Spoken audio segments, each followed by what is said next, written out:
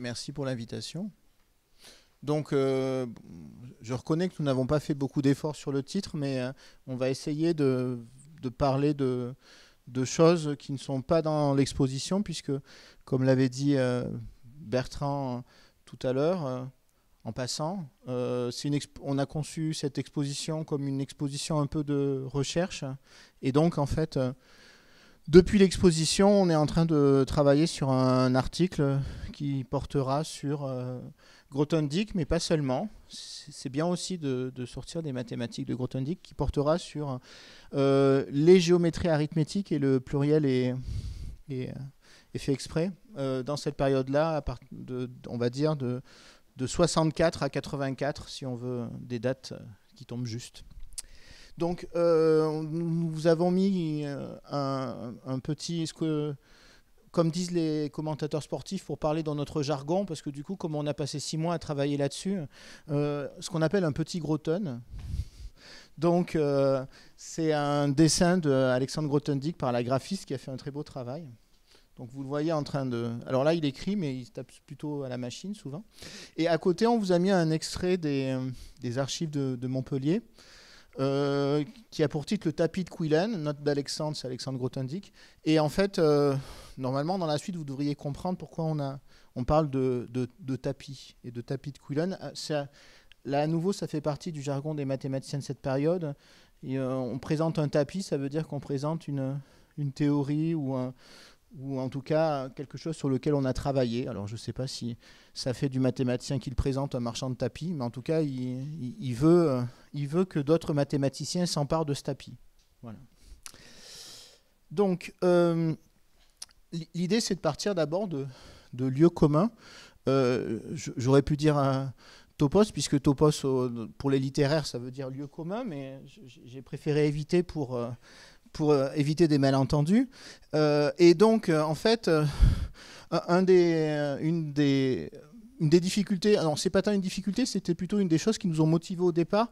Tout à l'heure, Frédéric me demandait pourquoi le choix de Montpellier. C'est qu'il y a un certain nombre de lieux communs et d'idées reçues sur Grothendieck, Aprilia, HES, qu'on trouve en particulier dans des articles de presse ou dans ce qu'on appelle alors peut-être on va plutôt appeler ça de la vulgarisation que de la diffusion, un certain nombre de thèses comme, alors vous voyez c'est décrescendo. Grothendieck a cessé de faire des mathématiques après son départ de l'IHES, donc c'est devenu un génie solitaire. Ensuite, il n'a pas cessé de faire des mathématiques, mais il a cessé d'en publier. Et ensuite, d'accord, il n'a pas cessé d'en faire, il n'a pas cessé d'en publier, mais quand il en faisait, elles étaient complètement différentes de ce qu'il faisait avant. Donc on va essayer de vous montrer que en fait, ce qui caractérise les lieux communs, c'est que dans certains cas, ils sont faux. Donc on va essayer de vous montrer que ces 3 lieux communs sont faux. Alors après, évidemment, il faut prêter des intentions. Alors pourquoi il a fait ça? Parce qu'en fait, il a quitté les mathématiques pour devenir un militant écologiste antimilitariste. C'est en partie vrai, mais ça ne va pas durer.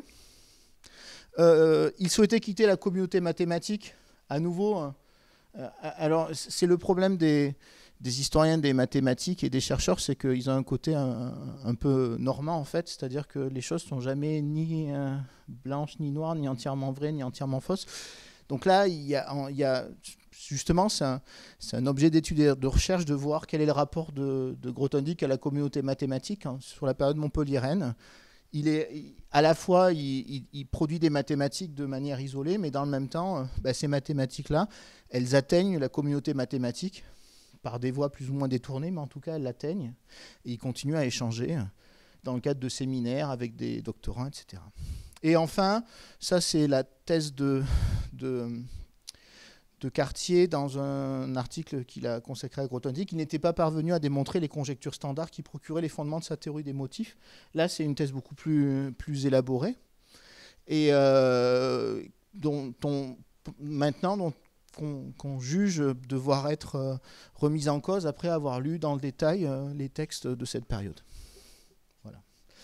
Donc du coup, pour user d'une formule un petit peu tranchante, les mathématiques baroques, parce qu'il utilise ce nouveau style, et provinciales, parce qu'il est à Montpellier, nous on est toulousains, écrites par Grothendieck à Montpellier dans un style renouvelé entre 73 et 91, on peut avoir l'idée que ça elle formerait la queue d'une comète. En fait, la comète de la géométrie algébrique, des schémas et des topos qu'il a écrite dans le style formel d'un membre de Bourbaki entre 55 et 70. Ça, à nouveau, c'est une... Vous voyez que dans ce que j'ai dit jusqu'à présent, il faut distinguer les thèses qui ne sont pas sérieuses des thèses qui sont sérieuses. Ça, c'est une thèse sérieuse. C'est par exemple ce que dit quelqu'un comme Jean-Pierre Serre à propos des mathématiques de Grothendieck post-IHES. Donc ça aussi, vous allez voir que nous allons en parler, en particulier Bertrand. Donc, alors évidemment, il y a une captatio benevolentiae qui passe par... alors pas un classique du cinématographique cette fois-ci, mais un classique de la littérature. Et le choix du livre n'est pas, comment dire, est assumé. C'est un livre de Henry James, que vous connaissez sans doute, peut-être, qui s'appelle Le motif dans le tapis. Et donc là, je vous ai donné une citation de ce livre où il y a un dialogue entre en fait un auteur qui s'appelle Yoff Vereker et le narrateur qui est un jeune critique. Et en fait, il y a cette idée que ce que dit l'auteur Vereker, c'est que en fait il y a un motif dans le tapis au sens où dans son œuvre, derrière la somme transparente de tous ses efforts, chaque page, chaque ligne, chaque lettre, la chose y est contenue aussi concrètement qu'un oiseau dans une cage, qu'un appât sur un hameçon, qu'un morceau de fromage dans une souricière. Elle est enfoncée dans chaque volume comme votre pied l'est dans votre soulier. Elle commande chaque ligne, elle choisit chaque mot, elle met le point sur chaque i, elle place chaque virgule. Donc il y a ce motif dans le tapis qui est tellement présent dans le tapis qu'on finit par ne plus le voir. Et évidemment, ça comment dire, ça plonge le critique à la fois dans l'enthousiasme, l'excitation et aussi dans une certaine perplexité, puisqu'il ne voit pas le dit motif qu'on voit partout. Je me grattais la tête, est-ce quelque chose dans le style ou quelque chose dans la pensée? Est-ce que cela relève de la technique ou des sentiments? Il me serra à nouveau la main avec indulgence et ma question me parut fruste. Pitoyable me parurent mes distinctions. Bon, ça arrive normalement quand on fait de l'histoire des mathématiques. Bonne nuit, mon cher. Ne vous cassez pas la tête avec tout ça. Et je trouve que la dernière phrase s'applique parfaitement bien à Grothendieck et une certaine façon de l'aborder. Après tout, vous aimez bien ce que je fais. Bon. C'est vrai qu'on aime bien ce que fait, beaucoup aiment bien ce que fait Grothendieck. La question maintenant, c'est est-ce qu'il y a, la question qu'on s'est posée un peu dans l'exposition, ou plutôt qui est apparue petit à petit, c'est est-ce qu'il y a un motif dans le tapis? Et donc, si on commence à se poser cette question, ou une aiguille dans la botte de, enfin, ce motif dans le tapis qui pourrait être une aiguille dans une botte de foin, quel est le champ d'investigation? Donc là, c'est un moyen, évidemment, pour celles et ceux qui ne connaissent pas Grothendieck, de vous parler un peu de manière synthétique de ces textes. Donc il y a les classiques, les EGA, SGA, éléments de géométrie algébrique, séminaire de géométrie algébrique, qui publient entre 55 et 70 avec des collaborateurs. Il y a les rapports, essais, manifestes, rétrospectifs. Vous voyez qu'on insiste sur rétrospectif, parce qu'en fait, ils sont censés informer la pratique mathématique de Grothendieck, mais ils viennent bien après. Il y a d'abord esquisse d'un programme qui est écrit en janvier 84, j'y reviendrai, et ensuite récolter semailles, que tout le monde a lu ou dont tout le monde a entendu parler, qui est rédigé entre 84 et 86. Et à nouveau, c'est assez important de noter que c'est rédigé pendant 2 ans. En particulier, ce qu'écrit Grothendieck en 84, c'est pas la même chose que ce qu'il écrit en 86. Mais ça, j'aurai pas le temps de vous le montrer. Il y a le continent encore en grande partie inexploré des archives Grothendieck à Montpellier. Paradoxalement, on sait cela. Il y a un nombre de projets pharaoniques qui numérisent et mettent en ligne des textes, c'est une chose, mais après, il faut les lire. Donc, en fait, c'est disponible depuis quelques années. Il y a des manuscrits, des tapisseries qui sont annotés. Il y a des brouillons qu'il appelle des scratchworks, des esquisses axiomatiques et des écrits plus structurés, dans la mesure où ils ont une table des matières provisoires. Il y a ce qu'on a appelé des réflexions privées, comme la longue marche à travers la théorie de Galois, qu'il écrit en 81, durant une période qu'il appelle de fringale mathématique, qui n'était pas destinée à la publication. Et enfin, les textes destinés à la publication, comme pour Swing Stacks, qui rédige durant l'année 83. Et enfin, il y a des correspondances qui sont vraiment utiles, importantes pour comprendre Grothendieck, peut-être plus que ces textes, que des textes programmatiques. Surtout, c'est intéressant de les confronter à ces textes programmatiques. Et donc, en particulier, on en rencontre certaines quand on lit Pursuing Stacks, puisqu'il y a le texte inclut les lettres à Breen et à Quillen. Il y a aussi, dans le contexte de la publication de Pursuing Stacks, une correspondance avec Brown. Et ensuite, il y a la correspondance avec Serre qui a été publiée récemment par la SMF, et une correspondance aussi avec Mumford que vous pouvez trouver dans ses œuvres. Et donc, en fait, déjà le premier point, là c'est mon côté historien et mathématique, bah, voilà, c'est déjà balayer les textes mathématiques de Grothendieck. Et la chose dont on s'est rendu compte avec Bertrand, c'est qu'en fait, évidemment, comme toujours, on lit, il y a des textes qu'on lit plus que d'autres, mais que quand vous faites l'effort de lire tous ces textes-là ensemble, de les confronter les uns aux autres, votre vision de Grothendieck change de manière importante. Il y a vraiment par exemple, des lettres qui sont de ce point de vue-là très intéressantes et qui nous informent vraiment sur le projet grothendieckien, avec peut-être, différemment de ce qu'on trouve dans Récolter Semailles. Et surtout, en fait, c'est la face immergée de l'iceberg, puisque j'ai insisté sur le fait qu'il y en avait d'autres qui sont non publiés. Il faut savoir que donc les archives Grothendieck à Montpellier, vous avez une partie tout a été numérisé, mais une seule partie est visible en ligne à l'heure actuelle. C'est les manuscrits mathématiques. Les lettres, elles, ne sont pas encore en ligne pour des questions de droit. Il faut en effet l'accord des destinataires ou des expéditeurs. Et vous pouvez imaginer que, je sais pas moi, des lettres à 2 lignes, par exemple, ce serait pas inintéressant de les lire, ou 2 lignes. Donc là, il y a encore un continent inconnu à déchiffrer, à défricher, pardon. Il y a déchiffrer aussi parce que c'est pas toujours bien écrit.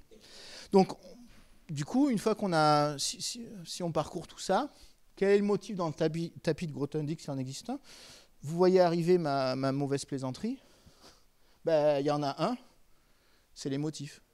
C'est la théorie dite des motifs. Et donc, en fait,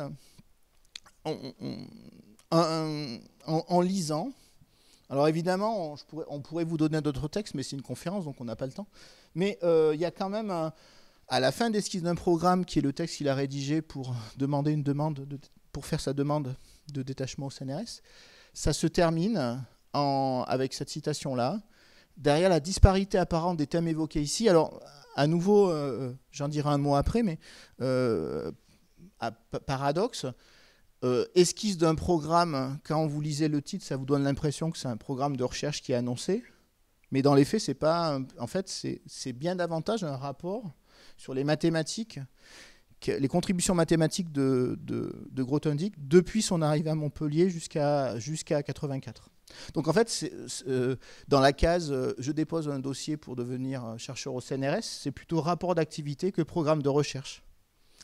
Et donc, donc du coup, il fait une sorte de liste assez impressionnante, intéressante, de ses différents travaux dans différents thèmes. Bertrand en parlera après. Et donc, ensuite, il dit, cette source, donc il y a une unité profonde. Cette unité profonde, elle est donnée par une source qui est la topologie des surfaces, qui est nouvelle par rapport à son passé mathématique. C'est un renouvellement, mais ce n'est pas une rupture.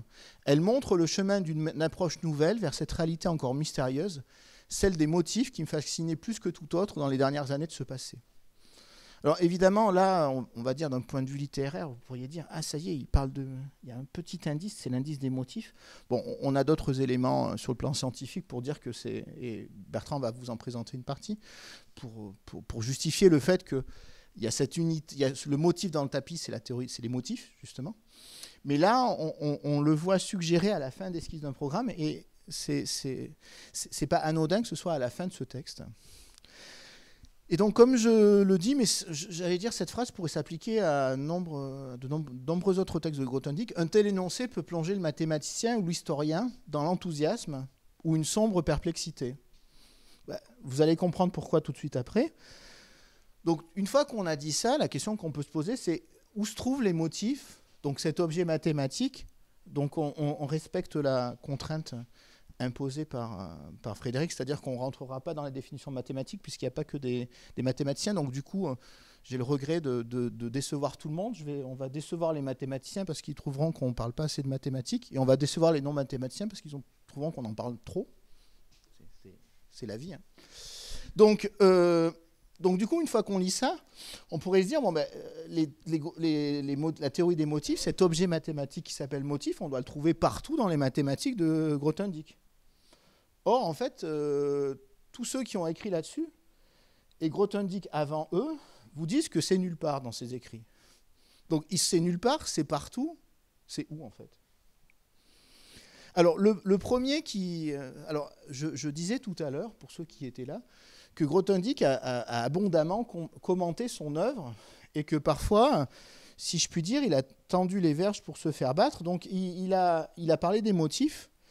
Et divagation motivique, je ne me permettrai pas, c'est le terme qu'emploie Grothendieck lui-même dans un texte qui s'appelle Esquisse thématique, qui est moins connu que d'autres.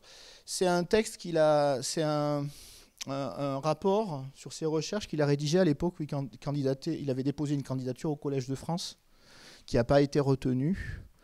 Il avait été invité par Serre à faire un cours pendant 1 an, et la deuxième année, quand il a commencé à faire un cours plutôt d'écologie que de mathématiques, ça s'est mal terminé. Donc il avait déposé une candidature, et donc il parle de ces mathématiques, et ça se termine comme ça. Il est évident pourtant, pour qui donc, les mathématiciens comprendront, et je pense après que même si on ne comprend pas le détail, vous comprendrez mon propos, pour quiconque se plonge suffisamment dans la cohomologie des variétés algébriques, qu'il y a quelque chose, que les motifs existent. Il y a quelques années encore, j'ai joué avec l'idée d'écrire, contrairement à l'usage, un livre entièrement conjectural sur les motifs, une sorte de science-fiction mathématique. J'en ai été empêché par des tâches plus urgentes que des tâches de mathématicien, et je doute fort qu'un tel livre soit jamais écrit, ni qu'on n'arrive jamais, même conjecturalement, à se faire une idée d'ensemble à la fois précise et suffisamment vaste sur le formalisme des motifs. Avant qu'on y parvienne, il sera sans doute devenu évident pour tous, sous la poussée des événements, la science spéculative et parcellarisée ne faisant plus vivre son homme, qu'il ait des tâches plus urgentes. Bon. Une fois que vous avez lu ça, qu'est-ce que vous en concluez? Vous en concluez qu'un mathématicien génial qui s'appelle Grothendieck a une idée d'une théorie, a eu un rêve d'une théorie qui s'appelle les motifs, que c'était de la science-fiction mathématique, qu'il a divagué pendant un certain temps là-dessus, et qu'ensuite il a décidé de devenir militant écologiste, et que quelques-uns ont essayé de faire des choses, mais qu'au bout du compte, tout ça n'est qu'un rêve. D'accord ? Et d'ailleurs, typiquement, si vous... là, je ne vais pas le faire faute de temps, mais si vous reprenez on va dire les textes de mathématiciens sur l'histoire des motifs, par exemple un texte de Jean-Pierre Serre, ou par exemple l'introduction du livre de Yves André sur les motifs, il y a vraiment à chaque fois la même histoire qui est racontée. Grothendieck a l'idée des motifs, ça commence dans une lettre à Serre en 64, ensuite il fait quelques exposés à l'IHES, il y a un article de Yuri Manin, il y a une présentation aussi au séminaire Bourbaki par De Mazure, et puis après il n'y a rien jusqu'à ce que Deligne publie son livre dans les Lecture Notes en 84 sur motifs, variété de Shimura. Bon. Alors en fait, là on ne vous en parlera pas aujourd'hui, mais on va juste faire en fait, c'est plus compliqué que ça, mais en tout cas, le point sur lequel je veux insister en tant qu'historien, c'est que il y a une reconstruction qui est faite déjà en 72 et qui va continuer à être faite par Grothendieck de ce que c'est que les motifs et qui va être prise en un certain sens à la lettre, mais qui le leur reprocherait par les mathématiciens dans l'histoire qui vont mener ensuite de cette théorie. Ce qu'on va essayer de vous montrer rapidement après, c'est qu'en fait, les motifs, on les trouve bien partout dans les mathématiques de Grothendieck, et qu'en un certain sens, ils ont été concrétisés.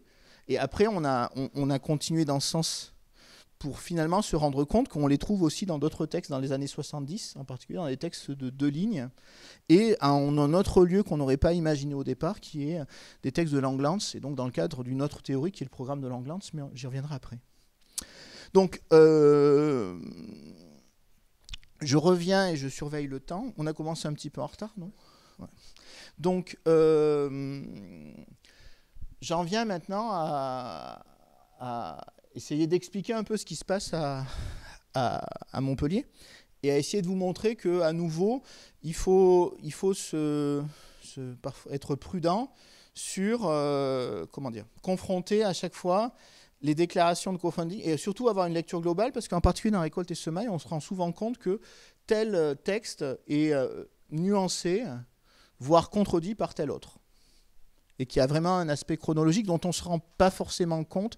Si vous lisez Récolte et Semailles dans l'édition de Gallimard, on n'a pas forcément envie, parce que c'est un peu fastidieux de regarder à chaque fois les dates, mais ça joue vraiment un rôle, puisqu'en fait, il y a de constants retours en arrière, puisque Grothendieck dit qu'il veut rien modifier, mais simplement ajouter, rien corriger, mais ajouter pour corriger.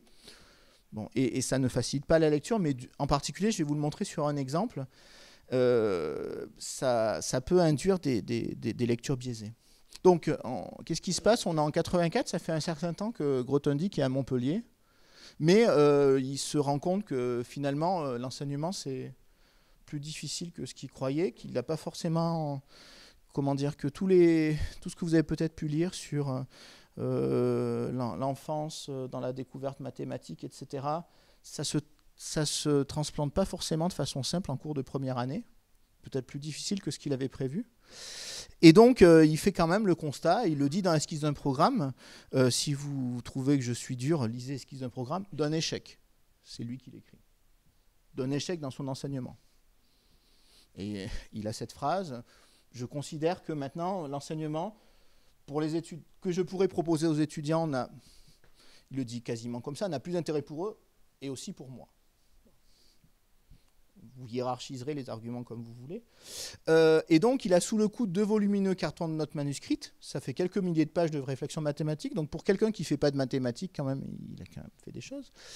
Et il décide de demander une admission au CNRS. Et il écrit Esquisse d'un programme. Ce n'est pas simplement une admission au CNRS, parce que quand il décide aussitôt de le transmettre à des mathématiciens. Et ces mêmes mathématiciens vont diffuser son texte. Donc, Esquisse d'un programme qui est une sorte de super rapport d'activité, avec beaucoup de mathématiques à l'intérieur, ça va vraiment diffuser dans la communauté mathématique. Et quand je dis diffuser, ça veut dire jusqu'à la communauté mathématique russe, etc. Donc, ça va vraiment diffuser. La demande est acceptée. Grothendieck redevient chercheur au CNRS jusqu'à sa retraite en 88. Le paradoxe de tout cela, c'est qu'en fait, essentiel, je vais le dire peut-être de façon un peu brutale, essentiellement, une fois qu'il sera chercheur au CNRS, il fera beaucoup moins de mathématiques que ce qu'il a fait jusqu'à présent. C'est-à-dire que finalement, il y a un texte qui s'appelle Vers la géométrie des formes dont Bertrand va parler, mais l'essentiel des textes mathématiques qu'on connaît et qui ont diffusé dans la communauté mathématique et qu'on attribue à la période montpelliéraine de Grothendieck, ils ont été rédigés avant son détachement au CNRS. C'est à la poursuite des champs et c'est la longue marche à travers la terre gallois. Je ne dis pas qu'il n'y a rien après, il y a des choses après. Mais il y a plus avant qu'après. Donc, qu'est-ce que nous dit Grothendieck? Ces réflexions attendent leur heure peut-être pour une rédaction d'ensemble tout au moins provisoire, à l'intention de la communauté mathématique, donc qui s'adresse à la... Donc là, on est en janvier 84. Le discours vis-à-vis de la communauté mathématique va évoluer dans Récolte et Semaille, il sera plus négatif. Le terme rédaction est ici quelque peu impropre, alors qu'il s'agit bien plus de développer des idées et visions multiples amorcées au cours de ces 12 dernières années. Là, vous voyez qu'en prenant la peine de lire ça, ça vous montre que c'est bien un rapport d'activité, pas un programme de recherche. En les précisant et les approfondissant, avec tous les rebondissements imprévus qui constamment accompagnent ce genre de travail, un travail de découverte donc, et non d'une compilation de notes pieusement accumulées. Alors là, vous voyez l'annonce de quelque chose qu'on va retrouver concrétisé. En fait, alors, attention à la chronologie. En fait, ici, il a cette idée de le travail de découverte révélé, les rebondissements imprévus. En fait, il en parle après coup. C'est ce qu'il a fait durant toute l'année 1983 dans Pursuing Stacks. Mais là, il en parle après.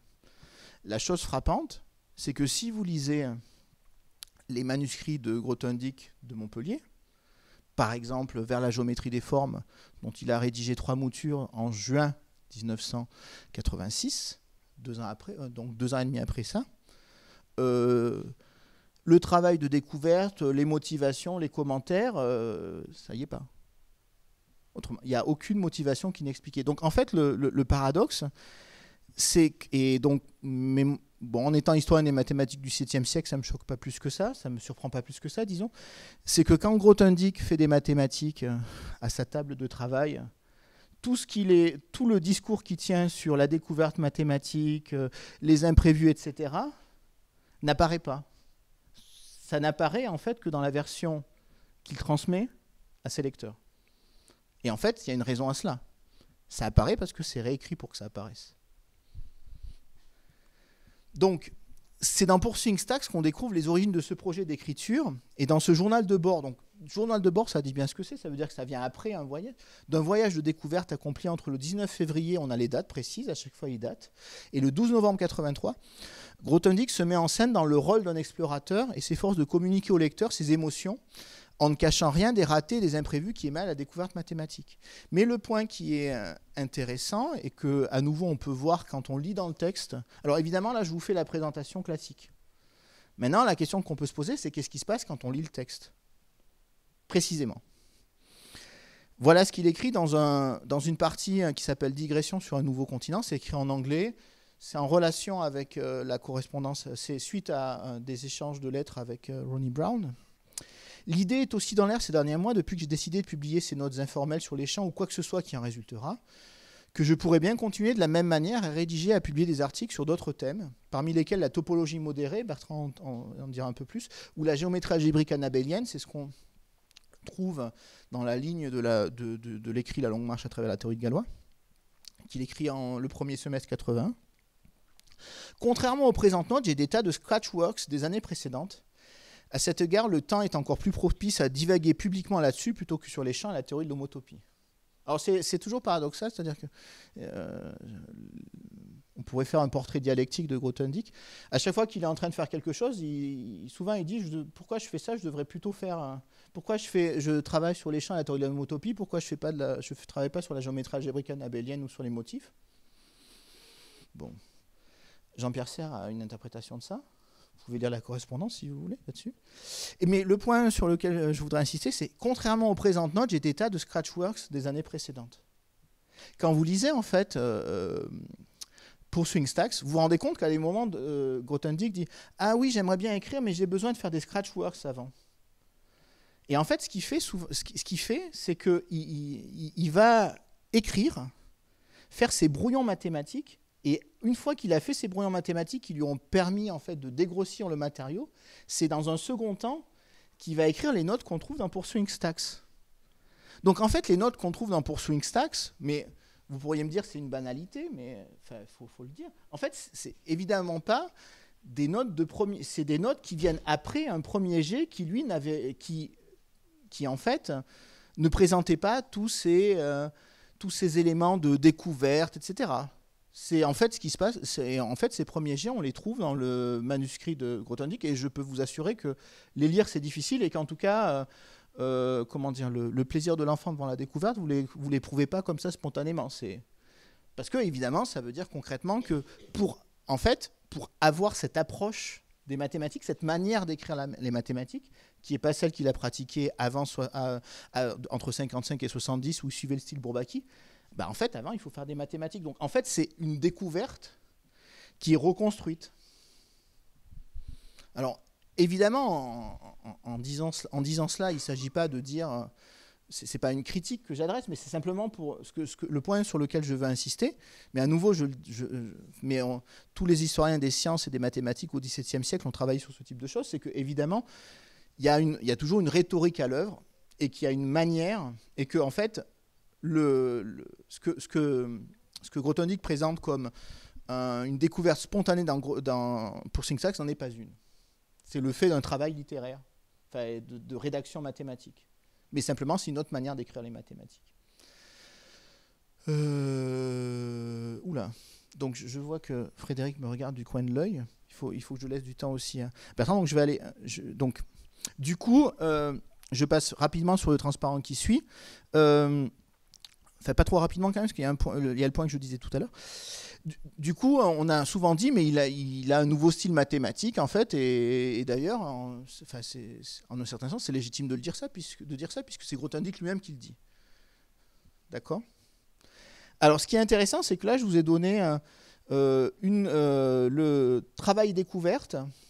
Alors, ce n'est pas le début, quand vous lisez le livre, de Récolte et Semailles, mais chronologiquement, c'est le début. C'est le premier texte qu'a écrit Grothendieck, en fait.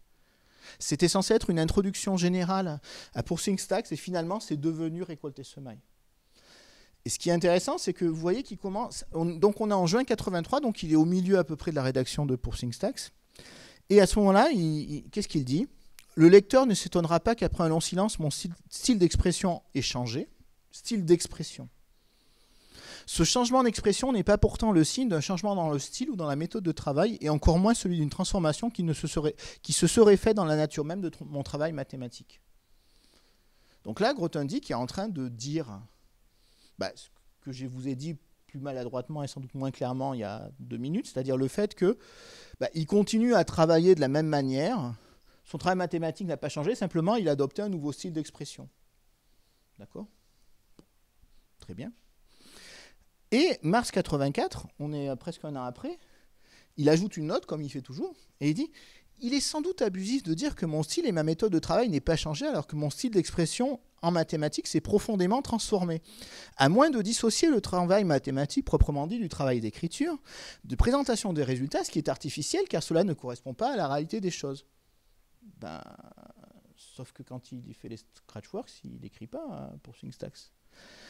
Le travail mathématique étant indissolublement lié à l'écriture. Et là, ce que je vais vous montrer, alors chacun se prononcera, ce que je trouve intéressant, c'est qu'évidemment, la deuxième citation, vous voyez qu'elle se construit quasiment en opposition à la première, et on a l'impression de Grothendieck qui se prend lui-même à son propre jeu rhétorique, et qui considère que si son style d'expression a changé, forcément, son travail mathématique a changé, alors qu'il disait le contraire juste avant.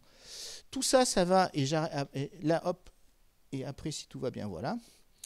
Tout ça, ça va avec un autre projet sur lequel nous avons essayé d'insister. Il y a un panneau qui lui est consacré dans l'exposition et qui nous avait frappé, parce qu'on le trouve mentionné à plusieurs reprises dans Récolte et Semailles, mais il nous semblait que c'était pas tant mentionné que ça dans la littérature. C'est le fait que Grothendieck avait un vrai projet éditorial de réflexion mathématique avec une sorte de publication en plusieurs volumes à la Grothendieck qui va durer des années avec des volumes multipliés et qui dans les faits va être un peu phagocyté par Récolte et Semailles. Et donc, le point important, c'est de dire qu'en fait, là, c'est un texte qui est pas très connu, mais qui est vraiment intéressant, qui est le rapport d'activité qu'il écrit au bout de 3 mois de son détachement au CNRS. Donc, on est en décembre 84. Et donc, manifestement, quand il écrit ça, il a vraiment le projet de concrétiser, de publier ses réflexions mathématiques et de vraiment reprendre les mathématiques là où il avait pu les laisser, sous une forme différente certes, mais en tout cas d'écrire tous ces volumes-là. Je terminerai juste en lisant ça, après je passerai le relais à Bertrand. Pour terminer ce rapport préliminaire, je me sens en mesure d'apporter quelques précisions pratiques au programme tous azimuts exposé dans l'esquisse d'un programme, qui sera jointe à Récolte et Semailles, ainsi que le présent rapport, l'esquisse thématique, je vous en ai parlé tout à l'heure, et quelques autres textes de nature mathématique pour constituer le volume 1 des réflexions mathématiques. Alors les réflexions mathématiques, ce sera l'Arlésienne, parce qu'à chaque fois, au fur et à mesure de l'inflation de Récolte et Semailles, les textes mathématiques ils seront repoussés d'abord au 2e, puis au 3e, puis au 4e volume. Je compte poursuivre cette partie de mon programme, l'ensemble d'intuitions et d'idées en direction de l'algèbre topologique, ça fait une très bonne transition, Bertrand va l'expliquer après, à laquelle j'ai fait allusion tantôt, et d'autre part un vaste tableau des motifs, au cours des 2 ou 3 années qui suivent, dans les 2 ou 3 volumes des réflexions mathématiques, faisant suite aux 2 volumes dont je suis en train de terminer la préparation, ça fait 5. Des réflexions mathématiques, il nous reste en fait Récolte et Semailles, et pour SwingStacks en un certain sens, mais qui est inachevé. Ceci fait, je prévois de me consacrer prioritairement au programme de géométrie algébrique anabélienne. Donc là, vous voyez qu'il y a ce projet-là, qui certes ne va pas être concrétisé, mais qui existe, et qu'en tout cas, il est fortement relié aux mathématiques d'avant Montpellier, 55-70, et qu'il fait une part belle au motif, et je passe le relais à Bertrand. Ouais, j'ai 5 minutes de retard. Merci. Alors, tout d'abord, moi je ne suis pas du tout ni historien ni philosophe, hein. Je suis mathématicien, donc vous excuserez un peu ma brutalité. Je vais essayer de vous parler un petit peu des thèmes mathématiques qui figurent dans les archives de Montpellier, sans parler vraiment de mathématiques, ne vous inquiétez pas. Mais comme je suis mathématicien, il faut bien que j'en parle un petit peu. Donc ça, ce sont les 12 thèmes que Grothendieck mentionne dans Récolte et Semailles, qui résument son œuvre. C'est sa classification. On peut se poser la question de pourquoi 12. C'est un nombre qui revient souvent dans les écrits de Grothendieck. Les 4 qui vont nous intéresser, ce sont les derniers. qui sont les 4 liés à son activité de mathématicien après son départ de l'IHES.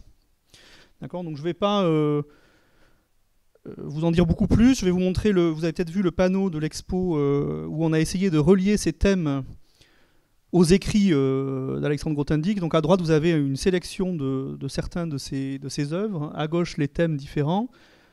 La graphiste avec qui on a travaillé, Philomène Longchamp, s'est arraché les cheveux pour faire ce truc. Elle nous disait « je ne comprends pas où vont les flèches », etc., etc. Tout ça pour vous montrer que ce découpage, il est très, très artificiel.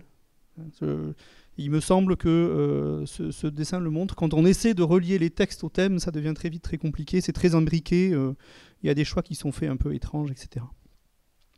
Dans tous les cas, je vais essayer de vous parler de ces 4 derniers et des textes qui sont liés à ces 4 derniers qu'on peut trouver dans les archives.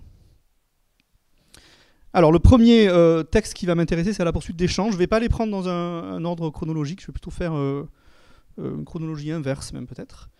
Donc, voici la page... donc, dans les archives de Montpellier, vous trouverez cette page d'introduction à la poursuite des champs. Elle est difficilement lisible, c'est la table des matières, en construction. C'est un texte important parce que c'est le premier texte que Grothendieck souhaite publier après 1970. Il n'y a aucun de ses écrits avant. En tout cas, il ne dit jamais qu'il écrit quelque chose avant ce texte-là, dans le but de le publier. Donc c'est vraiment le tout premier travail qu'il souhaite publier. En bonne et due forme, c'est pas complètement clair, puisque si on comprend bien, il souhaitait le publier comme un volume, comme un livre, et pas nécessairement comme une publication scientifique.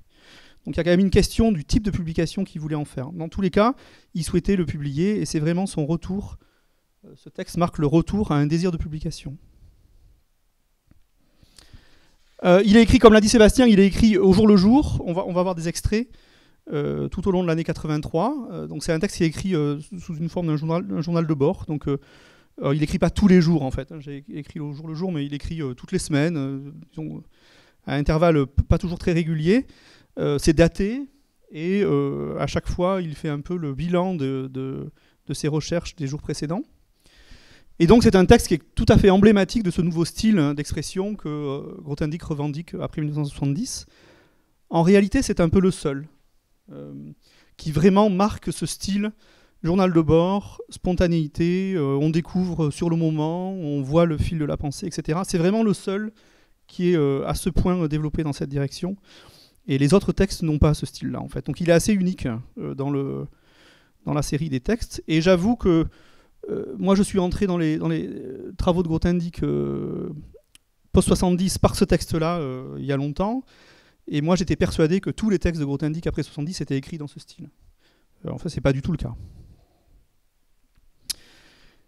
Et ensuite, il doit rédiger une introduction pour son éditeur, et cette introduction, comme l'a signalé Sébastien, dégénère en quelque sorte, et devient récolter-semaille, et il va écraser tout le projet mathématique qui est derrière. Donc pour Swing Stack, c'est en fait un texte qui est inachevé.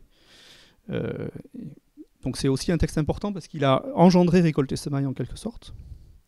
Et donc c'est un texte inachevé. Si on essaie de reconstituer ce que devait contenir le texte, on peut dire qu'il y a environ la moitié dans les pages qu'on trouve sur les archives. C'est un texte qui fait environ 600 pages. Voilà. Et il est complété par des correspondances que Grothendieck souhaitait, enfin en partie souhaitait joindre au texte. Donc il y a 3 lettres à Larry Breen de 1975. Il y a la correspondance avec Brown qui se fait pendant la rédaction puis après la rédaction. Et la fameuse lettre à Quillen, il y a une lettre à Quillen qui est le point de départ de ce texte mathématique. Et donc il est entouré de correspondances. Et donc c'est tout à fait clair, un texte qu'il veut publier, de nombreuses correspondances. C'est tout à fait clair que c'est un texte qui est écrit à l'attention de la communauté mathématique, c'est-à-dire c'est un texte qu'il veut diffuser. C'est pas un texte qu'il écrit pour lui.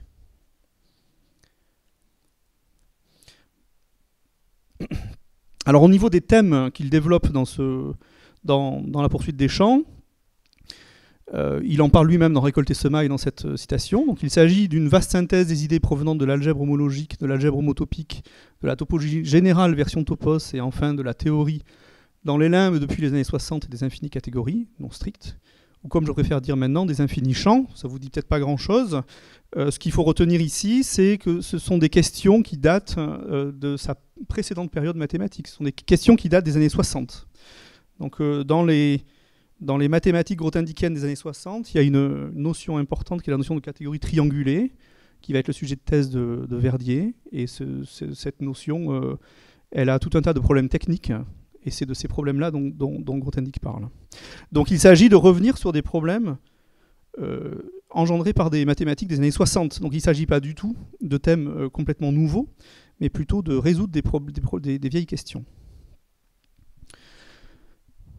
Alors ça c'était pour ceux qui connaissent, il s'agit de développer le pendant non abélien de l'algèbre homologique. Donc l'algèbre homologique c'était le grand outil des années 60, et Grothendieck souhaite en faire un analogue non abélien, et donc centrer tout ça autour de la notion d'infinie catégorie, qui aujourd'hui est une notion importante dont vous avez peut-être déjà entendu parler. Et donc ces infinies catégories viennent remplacer avantageusement la vieille notion de catégorie triangulée. Bref, je passe sur ça. Alors un point important, Grothendieck écrit dans Esquisse d'un programme et dans Récolte et semaille. Évidemment, dans Récolte et semaille, il parle beaucoup de la poursuite des champs parce que c'était l'introduction de la poursuite des champs, et c'est écrit au même moment. Il y voit une science nouvelle en soutien logistique. J'aime beaucoup ce terme, soutien logistique. Pour un antimilitariste, je trouve ça assez étonnant. En soutien logistique à sa géométrie arithmétique, dont le contenu mathématique se trouve à portée de main. Donc là, ce que je retiens moi en tout cas, c'est que c'est un contenu mathématique à portée de main, donc c'est quelque chose qu'il pouvait faire avec pas beaucoup d'efforts au niveau technique, disons. Et on voit apparaître cette expression géométrie arithmétique qui figure à plusieurs reprises dans Récolte et semaille, et donc la poursuite des champs est un outil pour développer cette géométrie arithmétique. Donc on va revenir sur cette notion de géométrie arithmétique qui est un peu mystérieuse, puisque je crois que Grothendieck n'a jamais utilisé ce terme avant Récolte et semaille. Oui, et c'est aussi un peu surprenant de voir géométrie arithmétique, c'est un terme qui existait déjà par ailleurs, qui est déjà utilisé à cette époque pour quelque chose de peut-être un peu différent. Donc il y a une question là sur ce terme géométrie arithmétique. Et donc à portée de main, par opposition à d'autres questions, notamment liées aux motifs, les conjectures standards, etc. Donc c'est juste pour commenter le terme à portée de main. Quand Grothendieck dit à portée de main, c'est par opposition à des questions réputées extrêmement difficiles qui ne souhaitent pas aborder probablement. Alors je vous ai mis un exemple, je sais pas, vous n'arriverez pas à lire. C'est un peu dommage. C'était juste pour vous donner un exemple de ce style, de ce nouveau style mathématique et de ce style journal de bord. Alors à gauche vous avez une page standard où c'est des maths, il n'y a rien de très particulier à dire, et à droite, alors le truc est, donc en haut à gauche vous avez 27,8, ça c'est la date, là 7,9 c'est la date, donc 7 septembre 83, et donc dans l'extrait de gauche, dans l'extrait de droite, vous voyez que ça commence par, je ne vais pas vous le lire, c'est peut-être pas nécessaire, mais ça commence par un commentaire sur un coup de téléphone qu'il a eu avec Lucky Luzi. Il explique à Lucky Luzi, qui est un de ses anciens doctorants, ce qu'il est en train de faire, et Lucky Luzi lui donne un contre-exemple où lui dit « j'ai de sérieux doutes sur ce que tu es en train de faire ». Et donc il raconte la conversation téléphonique, il raconte que c'est la catastrophe, il n'y a rien qui marche, mais il va quand même continuer. Bon. Donc c'est tout à fait emblématique de ce style découverte en direct, où on a des parties mathématiques entrecoupées avec des parties plus personnelles, où il raconte des événements des fois liés à sa recherche, mais des fois des événements totalement anecdotiques, du type qu'il doit préparer du kimchi et qu'il envoie la recette du kimchi à un collègue. Enfin, voilà. Mais c'est le seul vraiment texte qui est rédigé de cette façon-là. Et je vous encourage à aller le feuilleter parce que c'est très agréable à lire. Voilà, ça c'était pour le premier thème. Laissez-moi vérifier le... Voilà, il va falloir aller vite. Second thème, Arrow sur la topologie dite générale, donc c'est la topologie modérée. C'est la première page d'esquisse d'un programme. Le point 5 s'appelle Arrow sur la topologie dite générale et réflexion heuristique vers une topologie dite modérée. Donc c'est pas moi qui dis Arrow sur la topologie dite générale, c'est lui. Hein. Et je voulais juste vous lire ce que Grothendieck en dit dans Esquisse d'un programme. Ce caractère inadéquat des fondements de la topologie se manifeste dès les débuts par des faux problèmes. Aujourd'hui encore, comme au temps héroïque où on voyait pour la première fois et avec inquiétude des courbes remplir allègrement des carrés et des cubes, quand on se propose de faire de la géométrie topologique dans le contexte technique des espaces topologiques, on se heurte à chaque pas à des difficultés parasites tenant au phénomène sauvage. Donc il propose en fait une définition alternative d'objets type espace topologique pour résoudre ou pour mettre de côté, disons, les phénomènes sauvages. Et alors à ce sujet, il écrit pas mal en fait. Dans Récolter Semailles, il me semble qu'il dit qu'il s'intéresse, c'est pas sa priorité, ou dans l'esquisse d'un programme, il dit que c'est pas sa priorité. En fait, il y a un certain nombre de manuscrits qui sont liés à ces thématiques-là. Il y a deux manuscrits sur les structures modérées, où il y a les axiomes d'une structure modérée, etc. Il y a 2 manuscrits aussi assez peu connus sur les espaces et topos stratifiés. Il y a ce fameux long texte vers la géométrie des formes, le point 4, qui est en 4 moutures, qui a été écrit en quelques semaines, presque 1000 pages écrites en quelques semaines. Et puis tout un tas de textes sur la géométrie et topologie combinatoire qui sont liés aussi à ces phénomènes-là. Bon, je passe un peu rapidement sur ça, mais tout ça pour dire que c'est un thème qui paraissait peu important pour Grothendieck, mais sur lequel on trouve beaucoup de traces en fait dans les archives de Montpellier. Voici à quoi ressemblent ces traces. Donc à gauche, vous avez des réflexions sur l'icosaèdre, et à droite, la première page de la mouture 4. Non, première mouture, Analysitus, donc ça c'est la géométrie des formes. Je suis obligé d'aller un peu vite, je suis désolé. On peut se poser la question des motivations mathématiques de ces réflexions sur la topologie modérée. La citation est un peu longue, mais je vais quand même vous la lire, parce qu'elle met en valeur, il me semble qu'elle met en valeur quelque chose d'intéressant. Donc le problème de départ qui a commencé à m'intriguer, il doit y avoir une quinzaine d'années déjà, était celui de définir une théorie des dévissages de structures stratifiées pour les reconstituer par un procédé canonique à partir de pièces de construction, canoniquement déduites de la structure donnée. Donc depuis, j'ai vu apparaître de telles structures, notamment dans toute situation de modules, pour des objets géométriques susceptibles non seulement de variations continues, mais en même temps de phénomènes de dégénérescence. Les multiplicités modulaires compactifiées MGN, alors c'est pas un N, c'est un NU, mais bon, MGNU de Mumford de ligne pour les courbes algébriques stables de type GNU, en fournissent un exemple typique et particulièrement inspirant, qui a joué un rôle de motivation important dans la reprise de ma réflexion sur les structures stratifiées de 81 à 82. Ce que Grothendieck nous dit là, c'est que l'intérêt pour les structures stratifiées et pour la topologie modérée, elle vient en fait de son travail sur la théorie de Galois. Et elle vient de la longue marche à travers la théorie de Galois, puisque c'est là que Grothendieck, c'est dans ce texte que Grothendieck s'intéresse à ces espaces de modules des courbes stables, et qui s'intéresse aux structures stratifiées qui sont déduites de ces espaces de modules. Donc tout ça pour dire que les motivations mathématiques pour cette topologie modérée ne sont pas sorties de nulle part, elles viennent en fait de ces réflexions sur la théorie de Galois, et donc des réflexions sur de géométrie algébrique en fait. Théo de Galois, donc le troisième thème dont je voulais vous parler, avec le manuscrit La longue marche à travers la théorie de Galois qui fait environ 1300 pages, dont une partie a été éditée et une deuxième partie qui reste encore manuscrite. Grothendieck présente cette période d'écriture comme une période de frénésie mathématique ou fringale mathématique. Il a une histoire intéressante, ce manuscrit. Je ne sais pas si je vais vraiment avoir le temps de le raconter. Donc peut-être que je vais passer là-dessus, sinon on va dépasser le temps. Tu crois ? Allez, j'ai le temps alors. Il a dit.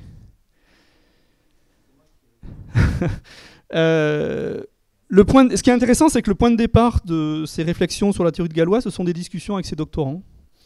Et ce sont des discussions, il appelait ça des micro-séminaires, c'était des réunions qu'il faisait dans son bureau où il discutait avec ses doctorants des problèmes sur lesquels il travaillait. Et à cette époque, ses doctorants, donc en particulier, il y avait Malgloire et Voisin et la de Gaillery qui devait avoir fini, je pense, travaillaient sur des questions de topologie de basse dimension, topologie des surfaces. Et c'est lors d'une conversation avec ses doctorants que Carlo Cantucarer, si je me rappelle bien, suggère une idée à Grothendieck qui le déclenche en quelque sorte. Donc il y a vraiment un point de départ en 77 autour de ces discussions. Je trouve assez remarquable de savoir qu'un texte comme La longue marche à travers la théorie de Galois a été engendré par des discussions avec des doctorants sur un sujet qui n'a a priori rien à voir. Et c'est un retour brutal, alors je dis bien brutal, au monde de la géométrie algébrique, parce qu'on avait l'impression que Grothendieck souhaitait, quand il arrive à Montpellier, s'intéresser aux surfaces topologiques et se tenir loin de ses anciennes thématiques de recherche, qui étaient la géométrie algébrique. Et là, en 77, il revient brutalement dans le monde de la géométrie algébrique et des notions arithmétiques, et le groupe de Galois, etc. Donc il revient dans son monde des années 60. Donc finalement, l'éloignement de Grothendieck du monde de la géométrie algébrique de l'IHES, il aura été de courte durée, puisqu'en 77, il y revient. Et ça marque aussi la reprise d'une activité de recherche à proprement parler de Grothendieck, avec notamment une visite à l'IHES en 78 qui semble importante, et au cours de laquelle il soumet une partie de ses idées sur les dessins d'enfants et la longue marche à travers la théorie de Galois, etc., aux compétences à la matière, comme il le dit. Il s'agissait de Deligne, Meiser et d'autres. Voilà, et il se lance dans l'écriture en 81, et voilà ce qu'il en dit. C'est près de 3 ans plus tard seulement, en voyant que décidément les vastes horizons qu'il soulève là ne faisaient rien tressaillir en aucun de mes élèves, ni même chez aucun des 3 ou 4 collègues de haut vol auxquels j'ai eu l'occasion d'en parler de façon circonstanciée. Je pense que c'est la référence à cette visite à l'IHES, que je fais un premier voyage de prospection de ce nouveau monde de janvier à juin 81. Alors, pendant l'exposition, on s'est posé la question renouvellement ou continuité. Est-ce que effectivement Grothendieck, il y a une rupture dans les travaux mathématiques d'Alexandre Grothendieck en 70 ou pas? Et il nous apparaît que c'est plutôt ou pas, en fait. C'est plutôt une continuité, même s'il y a des renouvellements thématiques et de style. Et on peut voir apparaître ce rêve des motifs quand même comme un dénominateur commun de... moi, j'aurais tendance à dire tous les travaux de Grothendieck, c'est peut-être un peu exagéré, mais la plupart, c'est certain. Ce que je vais essayer de vous expliquer rapidement. Donc, on les aperçoit partout, ces motifs. Alors, pour Swing Stacks, vous allez me dire, c'est de la théorie de l'homotopie, donc c'est très loin des motifs. Eh ben non, puisque dans Récolter Semaille, voilà ce qu'il dit. Grothendieck nous parle d'un type d'homotopie motivique qui serait l'incarnation la plus parfaite de l'élusive intuition de forme arithmétique, c'est pas rien, et il rajoute ou motivique, donc on voit ici arithmétique ou motivique, c'est plus ou moins synonyme pour lui, donc forme arithmétique d'une variété algébrique. Donc pour Swing Stacks, en réalité, quand on regarde la fin, il y a toute une partie qui s'appelle schématisation des types d'homotopie, je pense, est fortement motivé par cette vision d'un type d'homotopie motivique, donc par la théorie des motifs. La longue marche à travers la théorie de Galois, il existe un certain nombre de manuscrits sur les motifs au sein des archives qui montrent que Grothendieck sait, depuis la fin des années 60, que le groupe de Galois, qu'on connaît tous, il est associé au groupe de Galois motivique, et c'est exactement les composantes connexes du groupe de Galois motivique. Et donc, encore une fois, le groupe de Galois, il a une interprétation motivique, et donc la théorie de Galois entièrement a une interprétation motivique, et on peut donner une interprétation motivique du manuscrit La longue marche à travers la théorie de Galois. Donc il y a des motifs là aussi, en fond. Grothendieck ne les mentionne pas, mais ils sont là.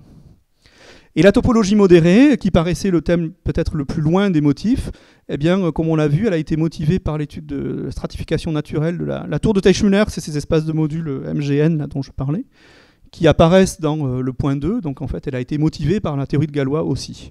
Donc il nous semble que ce thème motif est en fait transverse entre les deux périodes, et que Grothendieck ne cesse de penser au motif en réalité. Conclusion, c'est toi je crois, non? Oui, oui. Donc, on va tenir le temps, Frédéric, on arrivera à 5.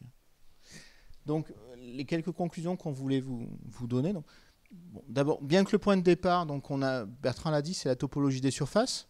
Il semble différent et plus élémentaire, mais en fait, les concepts sophistiqués élaborés avant, entre 55 et 70, ils réapparaissent dans les mathématiques de la période post-IHES assez rapidement.